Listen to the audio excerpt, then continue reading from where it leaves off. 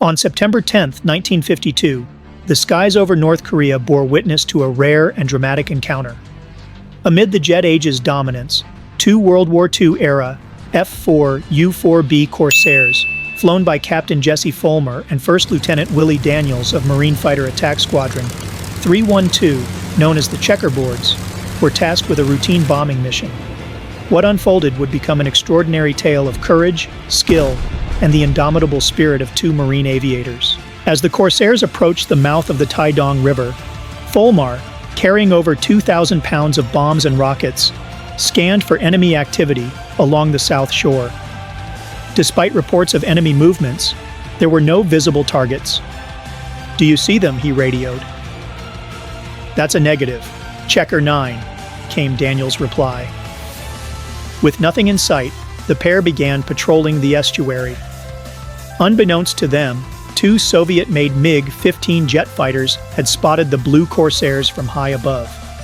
As Folmar and Daniels circled back over the estuary and coastal city of Chinampo, Folmar suddenly caught sight of two MiGs diving toward them. "Bandits," he warned. Without hesitation, the Corsairs jettisoned their payloads, bombs, rockets, and external fuel tanks, freeing the aircraft for combat. Folmar shoved the throttle forward and pulled hard into a turn, attempting to pass beneath the diving MiGs. The maneuver worked. The jets overshot, but it bought only a few precious seconds. The situation worsened. Two additional MiGs emerged from the left, making the odds 4-2, and neither Corsair was built for jet-age dogfighting. Yet Folmar refused to back down. He turned into the attackers, dodging a hail of 23mm cannon fire that streaked just past his cockpit. The MiGs overshot again, and Folmar seized the moment. He pulled right, lined up the nearest MiG, and fired his 420mm cannons.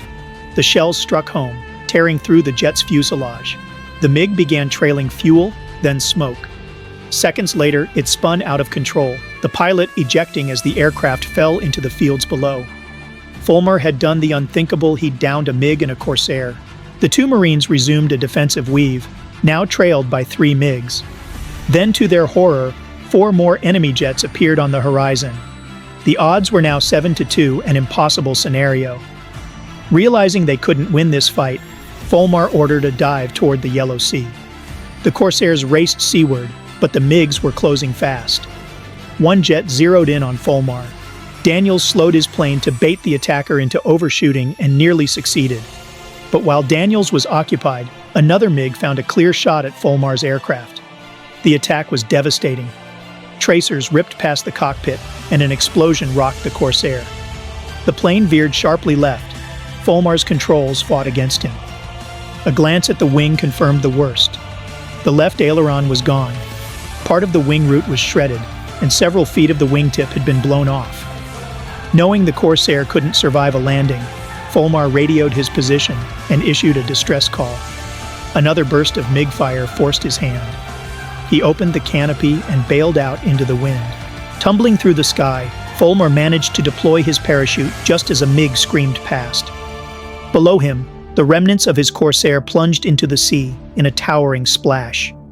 Fortunately, Allied forces had picked up his distress signal, and within 10 minutes, a Grumman HU-16 Albatross seaplane arrived to retrieve him from the water, miraculously unharmed. Meanwhile, Daniels used the distraction to escape out to sea. The MiGs, ordered not to pursue too far from their territory, broke off. Both Marines had survived the encounter, one with a historic kill, the other with his life. Captain Jesse Folmar's actions on that day earned him the Silver Star and the Purple Heart, and secured his place in history as the first U.S. Marine Corps pilot to shoot down a MiG-15. He survived the Korean War and passed away in 2004 at the age of 83. Folmar's dogfight against overwhelming odds stands as a testament to skill, bravery, and the enduring legacy of Marine aviation. Against faster, more advanced adversaries, he demonstrated that determination and precision could still triumph, if only for a moment, against the jet age. If you enjoyed this story, please consider subscribing and watching more of our videos. Thank you.